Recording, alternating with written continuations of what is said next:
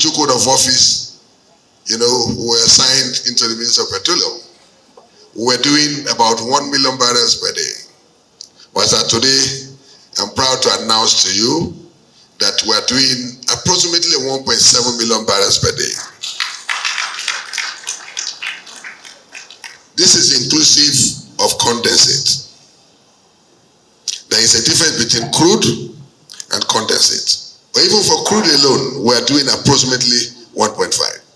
For condensate, it's even higher grade of crude that even sells higher in terms of price than the crude that people popularly, talk about. So as of today, our budget is predicated on 1.7 million barrels per day.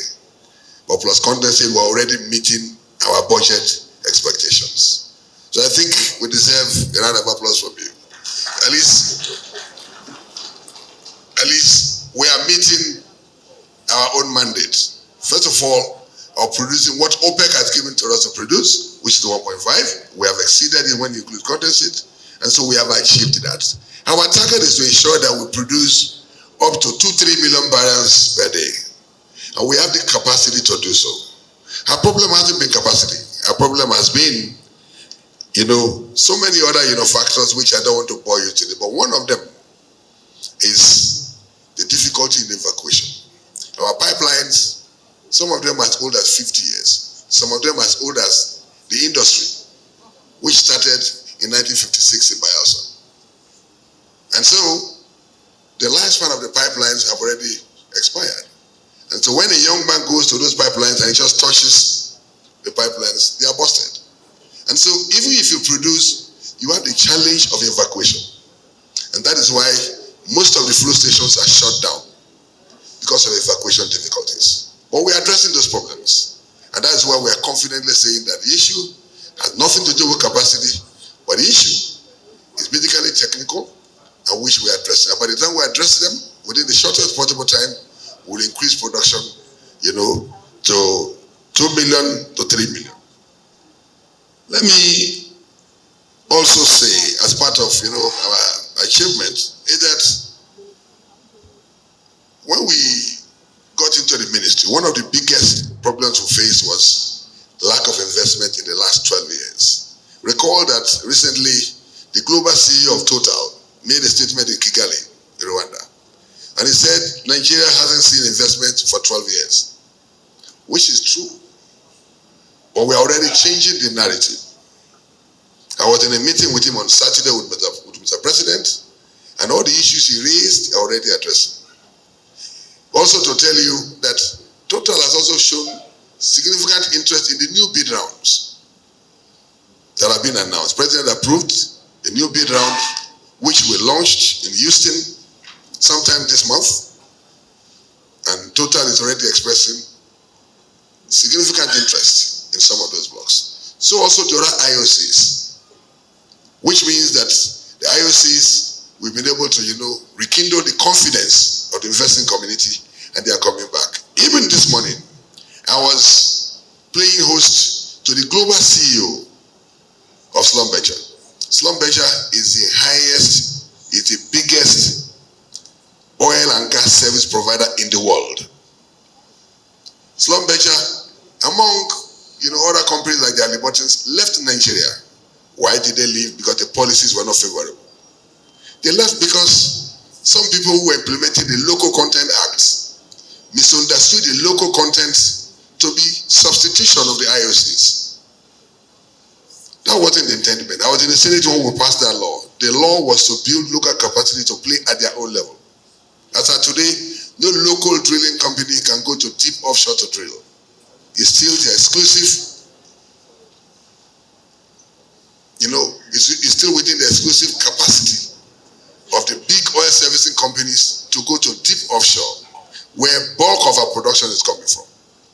It's important to note that over 80% of what is produced locally is produced by the IOCs.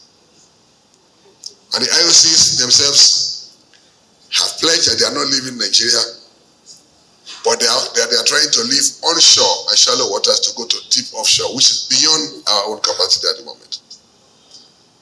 So the point is that we have been able to rekindle the confidence, we have restored the confidence of the investing community in the oil and gas sector. And that is why Halliburton's global COE was here. And that was why the total global CEO was here last Saturday. And I've met with the global CEOs of Shell, ENI. As I speak now, the team of ENI is still waiting for me in my office. All these are to show that the policies of this government are working. We are already bringing back the investors because they now have confidence in this present administration. So we've done what a government is expected to do to attract investment. Somebody was asking me that Total announced $6 billion of proposed investment in Angola. I'm also very, very, happy to announce to you that we have a company that I don't want to tell you now, but there's a company that in the next few weeks will announce a $10 billion investment in deep offshore. And they are in town waiting for me. These were companies that left Nigeria because they believed that there were inconsistent policies. The atmosphere wasn't favorable. But following this administration's policies of deliberately creating the best environment that are competitive globally, they are all coming back. There's also another company that will invest about $5 billion. And these are not stories. But I don't want to preempt the announcement, so I let it be that we announce it, so that Nigerians will know that Angola cannot be compared to Nigeria. In Africa, Nigeria is the leading oil and gas producer, and we were still dominating that position. Our targets in this 2024, having worked very hard to create the enabling environment, is to ensure that we have minimum of $20 billion in investment this year. The only way you can sustain increase in production and generate money that government needs to finance our economic problems, our economic programs, is the oil and gas sector. The quickest way to our economic prosperity is the oil and gas sector. Every country that has oil prioritizes investment in oil. And Nigeria can never be an exception. So what we are doing is to see how we can create that investing opportunity for companies to come and invest. The way the oil and gas sector works is this.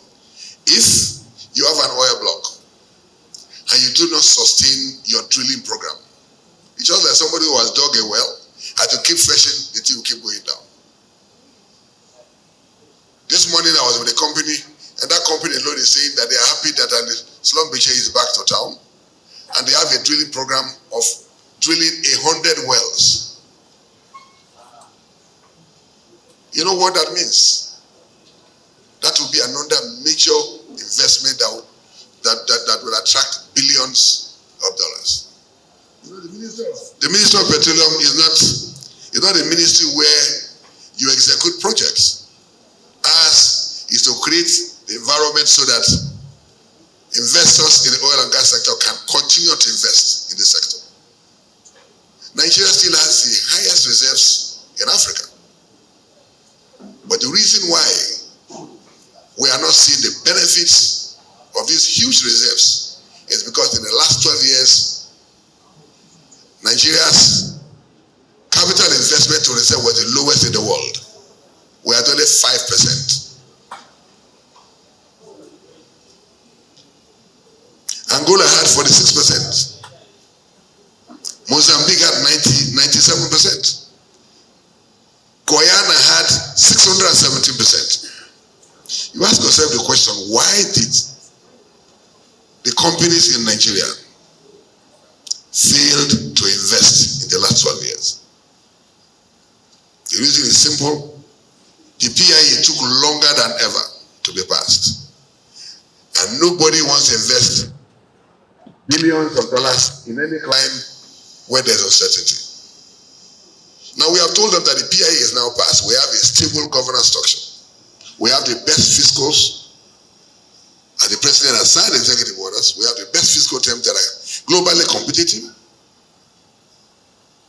saying that you have a long history with Nigeria. So come back to Nigeria and invest. And that is why those who want to invest the $10 billion is an old IOC. Those who want to invest the $5 billion is an old IOC. There are also other smaller companies that are coming in. One is in fact proposing to invest $1.6 billion. And I brought NNPC together with them. That is the mandate of the Minister of Petroleum Resources. Our own target is that by the end of the year, we'll have increased production through our sustained investment campaign to at least 2 million to 2.5 million barrels. So that OPEC will be forced to beg us and say, look, slow down. Instead of me going to beg OPEC to,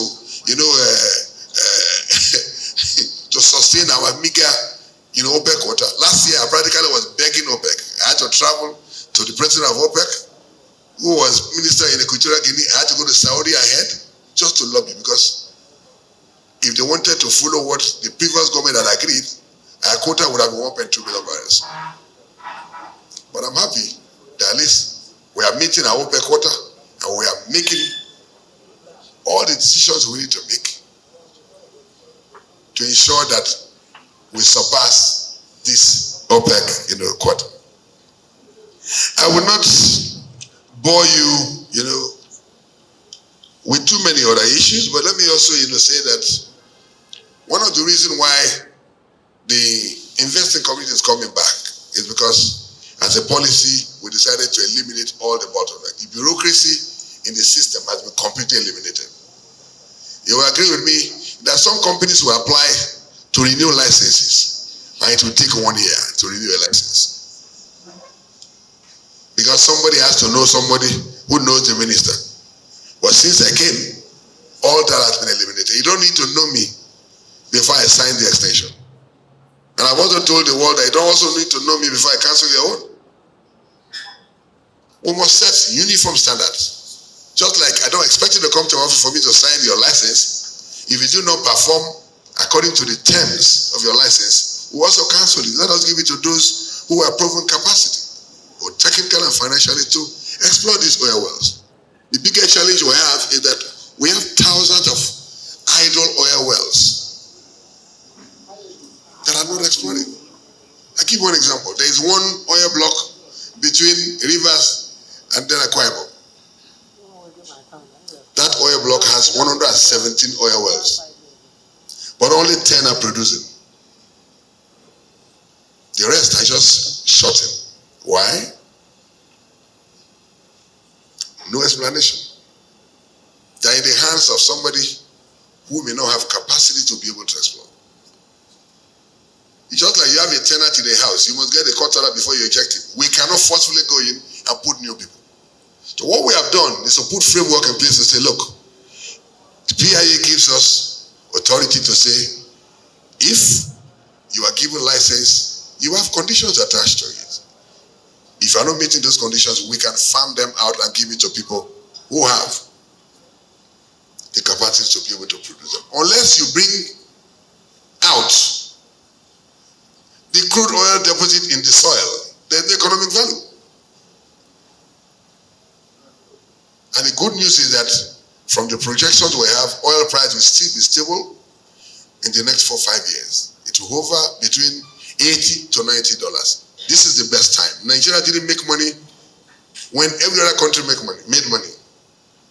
Following the Ukraine-Russia war, oil price came up. Every country, Aramco declared over $200 billion in profit. Only Nigeria didn't make money. What we are doing is to rewrite the story. Let us maximize our production, which we are doing, and ensure that Nigerians benefit from these God-given resources that we have. As I said earlier, today I was with the global CEO of Slumbiche. We are bringing back all the service companies. I'm in touch with all of them. Because the IOCs will complain that, look, if they want to go deep offshore, unless these big boys are there, they cannot do it. Or unless they come back, there will also be no competition, which means the price will be higher. And the higher the prices, the more we pay as Nigerian government. Because all these blocks you see, Nigeria holds between 60 to 70%. And so whatever costs to production. We pay majority of it. And so they are all coming back. Also in the downstream, I also want to assure Nigerians that in the downstream too, we are doing whatever is practically possible. The previous government started the rehabilitation of the refineries. And NNPC is the one that is rehabilitating them, not the Minister of Petroleum. I want to make it very clear. So that you do not blame me. Don't hold me responsible. I'm not the one who awarded these contracts. Those contracts are awarded by NNPC. But I've been to the refineries and I see what's going on. And very soon I believe that those refineries will be rehabilitated. We have also given licenses for modular refineries. And some of them are already started producing. And these people don't know me, I don't know them. Some of them have seen me on the road and they say, look, you approved my license without knowing me. And I said, yes, very good, go and work. If you don't work, we'll cancel it without knowing you. So, distinguished ladies and gentlemen, let me conclude by saying that one of the biggest achievements in the Ministry of Petroleum is sustaining the peace in the Niger Delta region. Without sustainability of that peace, the oil and gas companies cannot operate. I'll give you an example. When I was minister in the Ministry of Agriculture in 2015, some of you may be aware of these Avengers. Avengers came and then, caused some havoc. And production came down to below 1 million barrels. And so Nigeria went into a recession. What did we do? We had to engage stakeholders in the Niger Delta to give peace a chance. And production went up to 2 million barrels.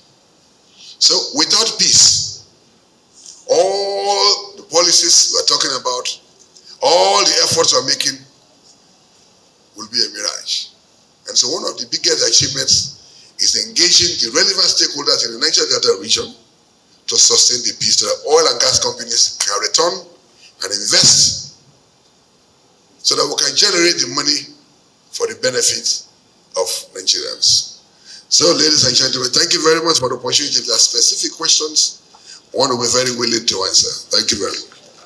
Let me say categorically that I'm not aware that Dangote has started importing crude from the US. What I do know is that if we do not have crude enough to supply Dangote Refinery and the refineries we are rehabilitating together with the modular refinery, they have to get feedstock from somewhere. That is inevitable. But as of today, I'm not aware that Dangote is importing crude from the US. And that's the reason why we're talking about increasing production. And that's why we're bringing back the service companies to come back and start drilling.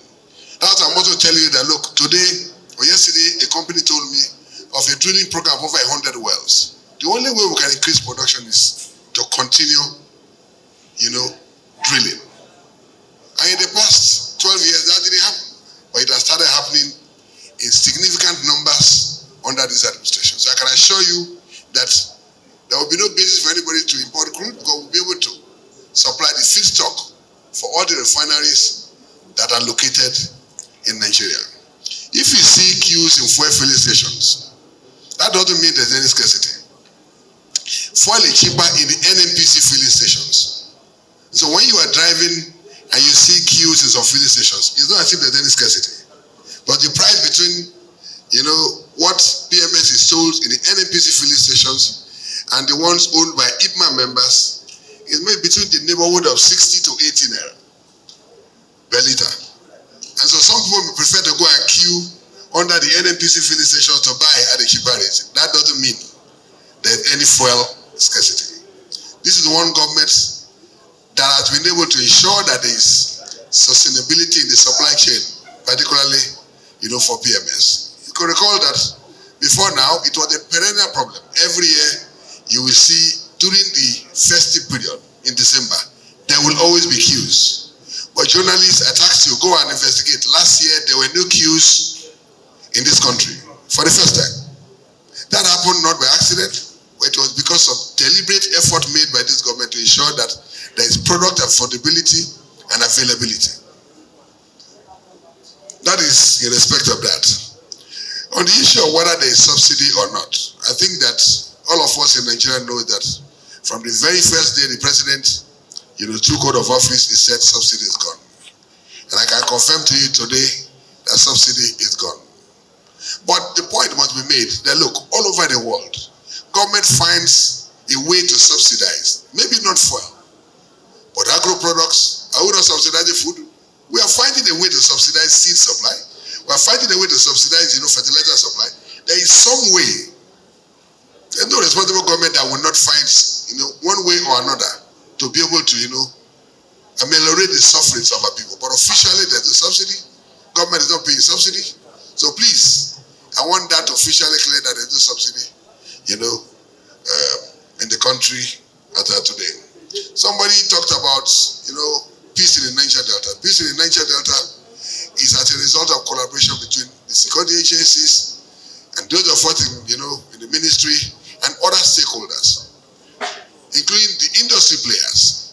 All of us are on one accord, working tirelessly to ensure that we work together to ensure that we sustain the peace for the oil and gas companies to operate in the Niger Delta region. Somebody asked a question about the number of oil wells. There are thousands of oil wells. I cannot stand here and tell you how many thousands of oil wells are shutting. But the problem we have is that bulk of our oil wells are not producing. And what we are doing is to ensure that we bring them back to production so that we can increase the number of barrels that we can produce per day. I hope I've been able to answer your questions. Thank you very much.